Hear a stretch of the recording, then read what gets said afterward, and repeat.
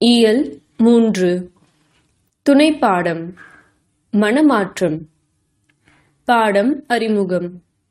இப்போதெல்லாம் சுயநல உணர்வு குடும்பங்களில் வேரூன்றி விட்டதால் வீட்டில் உள்ள பெரியவர்களுக்கு சரியான மரியாதை கிடைப்பதில்லை. பெரியவர்கள் அதை தங்கள் சுதந்திரத்திற்கு தடையாக நினைக்கிறார்கள். அவர்கள் என்ன நினைக்கிறார்களோ அதை செய்ய முடியவில்லை. பெரியவர்கள் சிலர் குறுக்கிடவில்லை என்றாலும் சிறியவர்களுக்கு சரியான வழிகாட்டுதல் இல்லை. இந்த கதையில் இதை போன்ற ஒரு பெரியவர் இருக்கிறார்.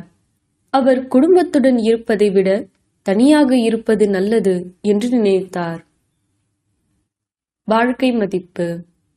பெற்றோர்களை வயதான காலத்தில் பேணி பாதுகாக்க வேண்டும்.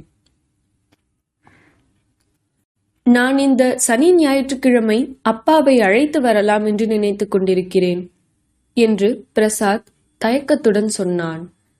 உடனே குழந்தைகள் ஒன்றாக வேண்டாம் வேண்டாம் என்று சொன்னார்கள். அப்போது அவன் மனைவி அவர்களை பார்த்து கண்ணசைத்தாள். இவ்வளவு சீக்கிரமா என்று கேட்டாள்.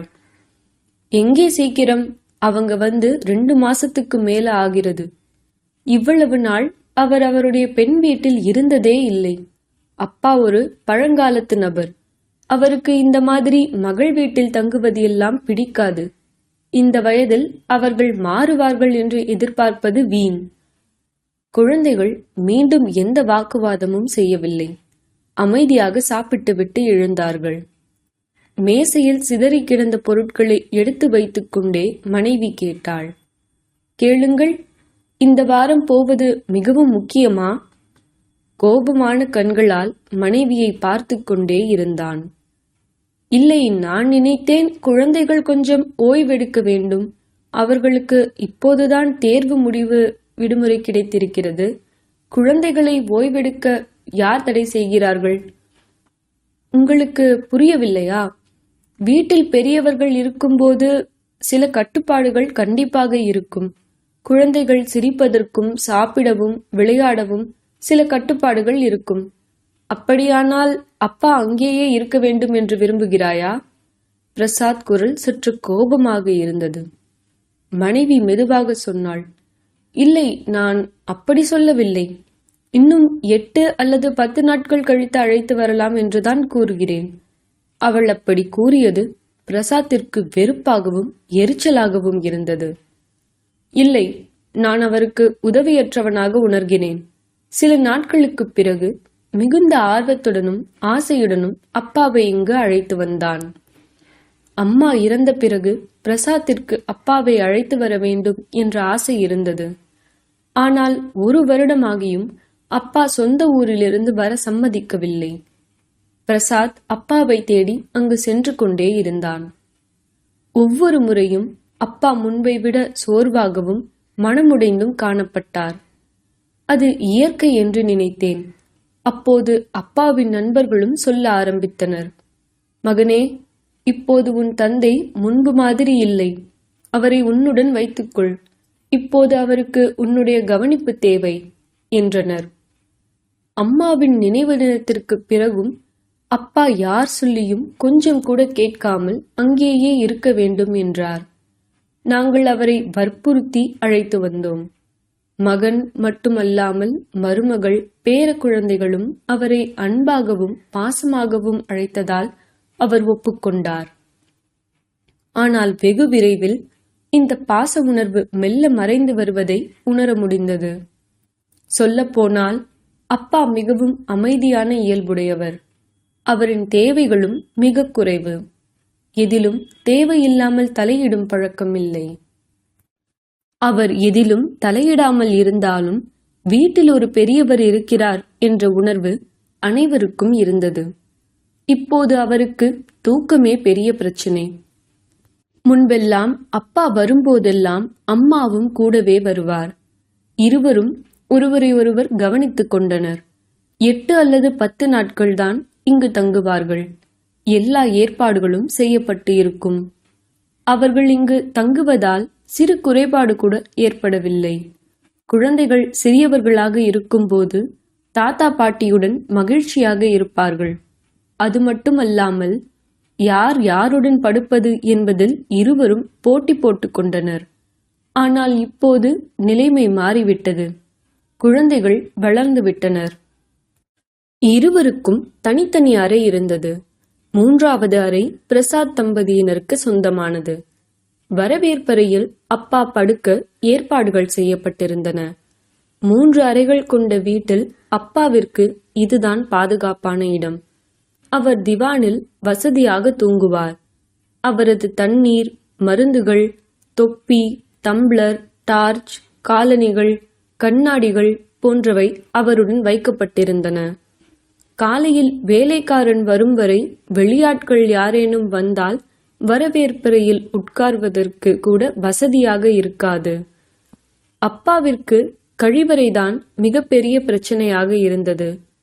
வயது முதிர்வு காரணமாக இரவில் பலமுறை எழுந்திருக்க வேண்டியதாயிற்று. அதனால் அவர் தன் பேரனின் அறையில் தஞ்சமடைய வேண்டியிருந்தது.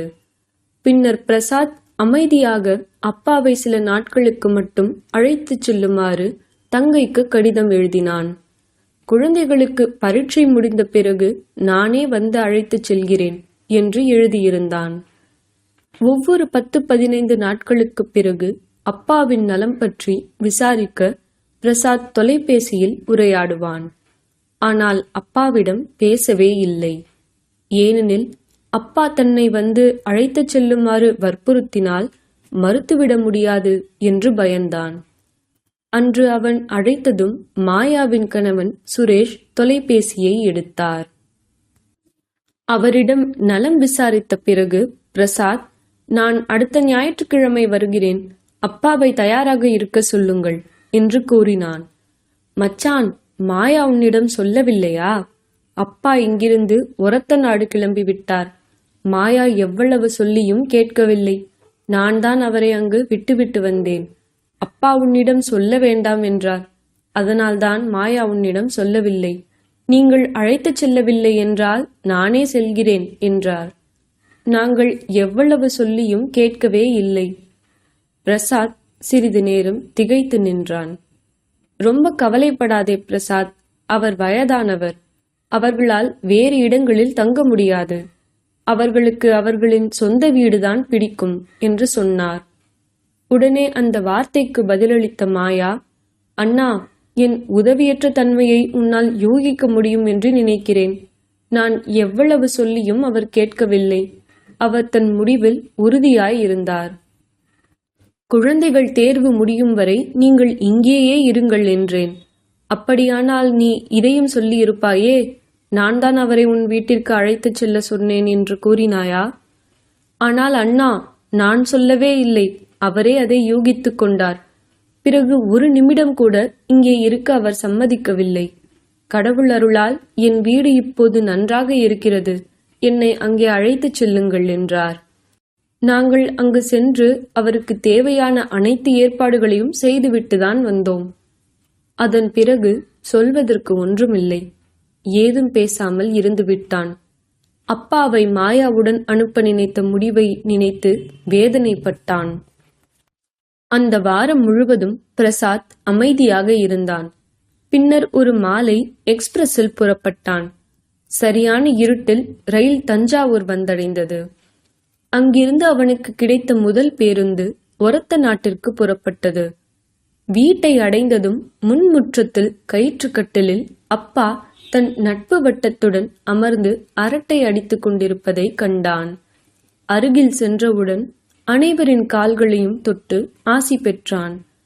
பின்னர் அவர்கள் அனைவரும் எழுந்து, நண்பரே, இப்போது நீங்கள் உங்கள் மகனுடன் பேசுங்கள், நாங்கள் செல்கிறோம் என்றனர்.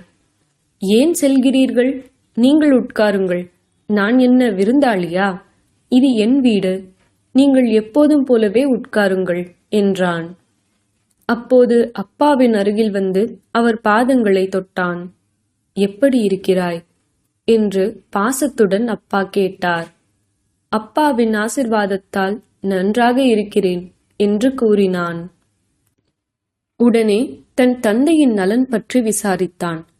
உடனே அப்பா, என்னை விசாரித்தது போதும் என்று கூறி அங்கிருந்த கிரியிடம் முதலில் சென்று, உங்கள் சகோதருக்கு காலை உணவை கொண்டு வாருங்கள் என்றார். காலை உணவு வருவதற்குள் குளித்துவிட்டு வீட்டில் வெளியே கட்டியிருந்த கயிற்றில் துண்டை காய வைத்தான். ஒரு பெண் அங்கிருந்து தலையை குனிந்து கொண்டே செல்வதை பார்த்தான். அப்பா, முற்றத்தில் இருப்பது யார்? கிரியின் மனைவியாக இருப்பாள். அவர்கள் இப்போது இங்குதான் இருக்கிறார்கள். எனக்கு 3 வேளையும் உணவு சமைத்து கொடுப்பாள். வீட்டை தூய்மை செய்வது, சமையல் வேலை எல்லாம் செய்கிறாள். இனி அப்பா தனியாக இருக்கிறார் என்று உங்களுக்கு எந்த கவலையும் இருக்காது என்றார். உடனே அவன், ஆனால் உங்களை இங்கே தனியாக இருக்க யார் அனுமதிப்பார்கள்? நான் உன்னை அழைத்துச் செல்லத்தான் வந்தேன். என்னை சுமக்க தேவையில்லை மகனே. நான் எப்போதும் வேண்டுமானாலும் அங்கு வருகிறேன். என் கைகளும் கால்களும் வலுவாக இருக்கும் வரை என்னை இங்கேயே இருக்க விடுங்கள். இங்கே எனக்கு நண்பர்கள், உறவினர்கள், பக்கத்து வீட்டுக்காரர்கள் என எல்லோரும் இருக்கின்றனர். நான் வாசலில் நின்றாலும் 10 பேர் என்னை பார்த்து வணக்கம் ராமையா என்று கூறிவிட்டு செல்கிறார்கள். அங்கு உங்கள் நேரம் என்னால் வீணாகாது. நீங்கள் அனைவரும் உங்கள் வேலையில் பரபரப்பாக இருப்பீர்கள் என்று பிரசாத்தின் அப்பா கூறினார். அப்பா சொல்வது முற்றிலும் சரி. அப்பா சொன்னதை நினைத்து கொண்டிருந்த பிரசாத்துக்கு பதில் இல்லை. இன்னொரு விஷயம் மகனே, உன் அம்மா இப்போது இல்லை. ஆனால் நான் இருக்கும் வரை என் பெண்கள் கஷ்டத்தில் எப்போதாவது வர நினைத்தால் அவர்கள் வந்து தங்க ஒரு வீடு இருக்க வேண்டுமில்லையா? அவர்கள் என் வீட்டிற்கு வர முடியாதா என்று பிரசாத் சொல்ல முயன்றான். ஆனால் அவனது வார்த்தைகளின் வேற்றுத்தன்மை அவனது நாக்கில் பூட்டப்பட்டது. தங்கைகளை கூப்பிட நினைத்த போதெல்லாம் வீட்டில் ஏகப்பட்ட பிரச்சனைகள் வந்தன என்பதை அவன் நினைவு கூர்ந்தான்.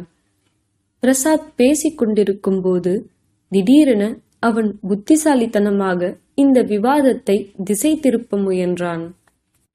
சரி அப்பா, இந்த பையனுக்கு நீங்கள் இடம் கொடுத்திருக்கிறீர்களே, பின்னர் எந்த பிரச்சனையும் வராதா? அவன் உங்களுக்கு பிறகு வீட்டை காலி செய்ய மறுத்தால் என்ன செய்வது என்று கேட்டான். பிறகு என்றால் என்ன என்று அப்பா கேட்டதும் பிரசாத் அவமானத்தில் குழிக்குள் விழுந்தது போல் உணர்ந்தான். குழப்பத்தில் அவன் என்ன சொன்னான் என்பது அவனுக்கே தெரியவில்லை. ஆனால் அப்பா அதை மிக எளிதாக எடுத்துக்கொண்டார்.